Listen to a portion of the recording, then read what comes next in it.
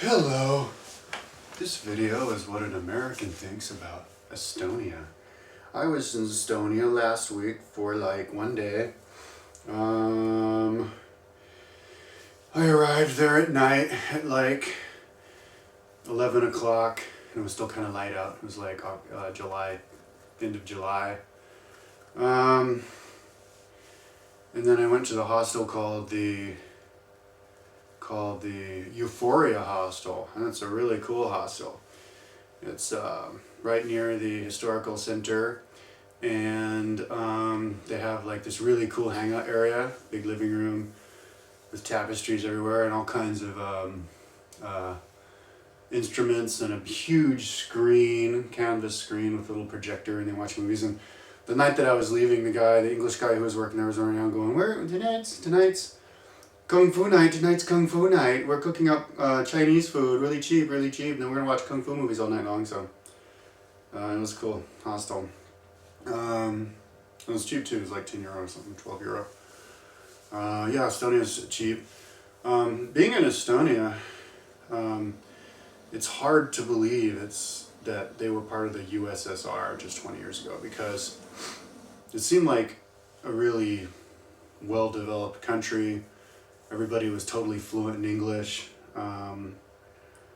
People were, Scandinavian looking and happy, and it didn't look run down or, I didn't even see any of those big, communist apartment buildings all over the place. Although I'm sure they were there. Maybe I just did in the distance, but I went there right after seeing Vilnius, Lithuania, and Riga, Latvia. And as I went north, it seemed like the countries got more, or the capital cities got bigger. Vilnius was like a little town. Riga was had a lot of like bigger buildings and more people. Like Vilnius was like empty, and Riga was totally touristy. And then Tallinn, Estonia, was even bigger or more developed. A bigger downtown area and wider streets. More people, more trams and stuff, and buses going through. But it's not a big city. I went over to the top of, the downtown central area of Tallinn was really interesting too. Just really similar to Riga. Only pedestrians walking everywhere. If you've been to Prague, it's like Prague, but not as congested with cars as Prague. And not as developed, like as far as McDonald's and subways all over the place. And, but it was similar to that. Pedestrian cobblestone streets all over the place, and really narrow streets, and tourists everywhere. I heard a lot of Spanish tourists too, people speaking in Spanish. And it's really pretty, it's beautiful. And they have the central downtown area, the historic downtown area, that was kind of surrounded by walls, and you can see the walls going around it with these big towers every 100 yards or something, circular towers, and then in the middle of the central downtown area, there's this hill with a big wall surrounding that hill, and it's a smaller area with another square on the middle of that. So they have a big square in the historical downtown, and then another square in the top of the hill inside the historical downtown, like a historical downtown within a wall inside of the bigger one, with a tower on the top. But I went up the tower, paid €5, and then the guy even actually walked up there and gave me a little tour that I filmed. And I guess the politicians live up there, and their apartments are like €5 million, he said, or 15 million or something. But there was a cool museum in one of the towers that I went up, and it was really interesting. I saw the outhouse way up, a few stories up, and their sink and cooking area and everything. But yeah, it's hard to believe they were part of the USSR just 20 years ago. Everything was written in Latin. I did see, some of the scripts, like in the touristy areas when they had multiple languages. One of them was in Russian, but it didn't seem like any of the people spoke Russian. I think they were just taken over by the Russians briefly since the World War II. USSR went nuts and took over all those other countries, and I guess nobody stopped them from taking the Baltics. But that, I guess, historically, ethnically, Estonia is part of Scandinavia. Their language is related to Finnish. They were, back in the 1700s, they were part of the Swedish Empire, which encompassed Finland and Sweden. So then Sweden and Russia had a war, and which Russia won and took over Estonia for a little bit. Then Estonia was its own country, and then they had another war with, I guess, Russia took them over maybe in 1918 or something like that. Can't really remember. And then in the war, I guess they had to fight on both sides, or maybe that was in Latvia. But anyway, Latvian and Lithuania, they're a different language than Estonia, which is, I guess, related to Finnish, so, or Swedish. But anyways, yeah, it was wild to think that it's part of the USSR, because it wasn't like Ukraine or Moldova, you know. But it was still cheap, a lot cheaper than Helsinki.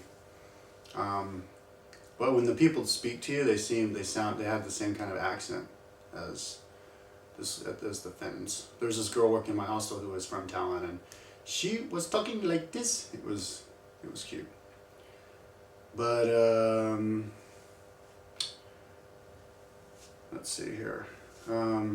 That's all. I was only there like one day, but it's kind of like a cheaper Finland. But apart from the central downtown area, historical area, it didn't seem like it was a very big city as far as square miles, because I could see the outer edges of it from the tower, and they weren't very far away. It was only just a couple of miles. So as far as size, you know, maybe only like 5 or 6, 7 miles in diameter, maybe, or that's just the impression I got.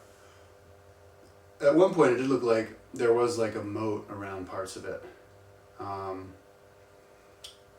the southwest corner, I saw like a moat, remnants of a moat. And I overheard a tourist guide at one point saying that like the river or the ocean used to be right on the edge of this historical downtown. So when they originally settled it a long time ago, it was right on the edge of the sea, on a hill. The downtown area, the modern downtown area with all the skyscrapers, I also went to, and there were a couple of buildings. It was kind of like it was really compact, like it was in Vilnius, but there were people walking around. It was still kind of not as busy though. But they had a lot of cool statues. A few cool statues. I saw a statue that was painted.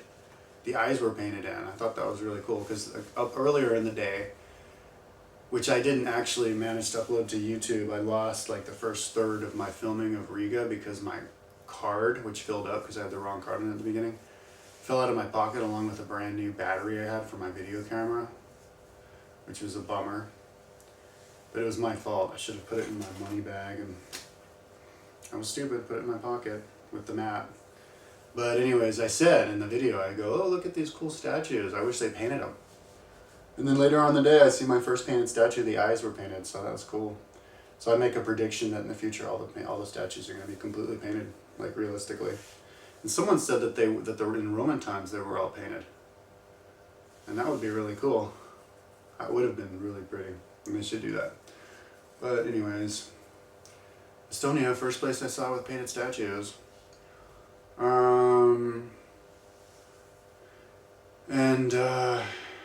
But it wasn't particularly crowded as far as traffic, and the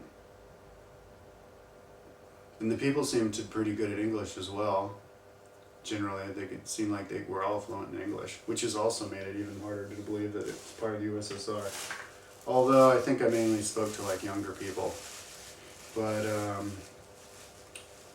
yeah, Estonia was cool. It's a cool place to go to because it's cheap, and it's and Tallinn is really pretty.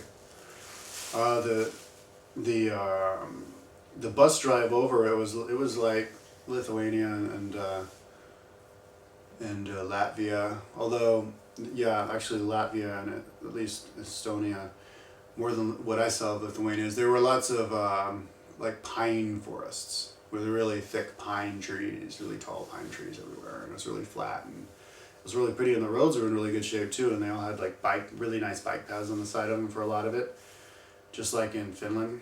So yeah, it was a nice developed country. Okay, so that's what an American thinks about Estonia.